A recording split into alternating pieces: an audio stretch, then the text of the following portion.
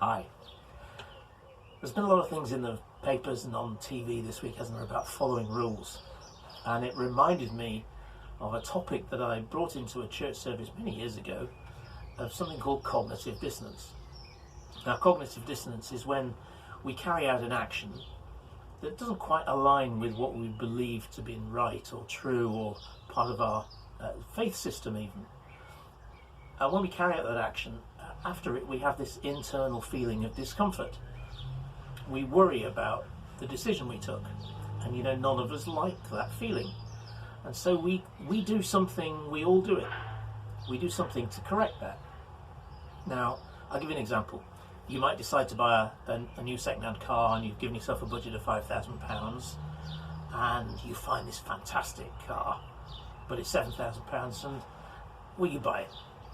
And then after you've bought it, you go through this process of worrying that you spent more than you had intended. Now, you can't reverse that action. You've bought it, but you're still worrying, and you don't like that feeling. So what we do is we go through a process of cognitive dissonance where we recognise we're feeling that uncomfortableness, and then we start to change something. And we start to change what we believe about our original budget.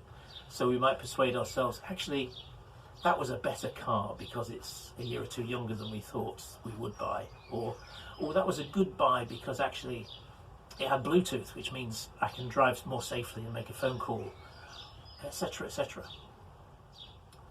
And then we've moved our beliefs so that we match our actions. Now, I illustrated this with a bit of a balance beam many years ago, which is why I've got this picture here. And on one side it's beliefs, and on the other side it's actions. And we like things to be constant and level. That's how we are comfortable as a human being. But if our actions start to move a bit further away from a centre line, then it goes out of kilter. We don't like that. We're uncomfortable in that. And there's two things we can do. If it's possible to reverse our actions and stop doing what we're doing, we can bring them back towards the centre, and the beams balance, and we're comfortable again. Or, if our actions have moved away from what we believe, we can move our beliefs so that it becomes level again, and once more we're comfortable. That's what cognitive dissonance creates. It makes us do something, or we stay uncomfortable. Now, the great danger of this beam action, where our actions pull us down here, is if we don't modify our actions, if instead we modify our beliefs or our thinking, then the next time we do something that pulls us down, we're moving further away, and we have to make a greater effect change on our thinking, so that we have the potential to get further and further away from a central norm that we always thought was the right thing. Now, in Christian circles, we call that a conscience. It's that sense of guilt that we've just done something we shouldn't have done. Our actions have moved away from our beliefs, which is why this picture's got a Bible in the middle. It's just suggesting where the centre of things are for a Christian.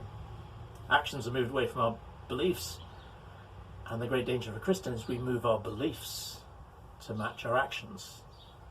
Whereas in fact, we really should bring our actions back to match our beliefs.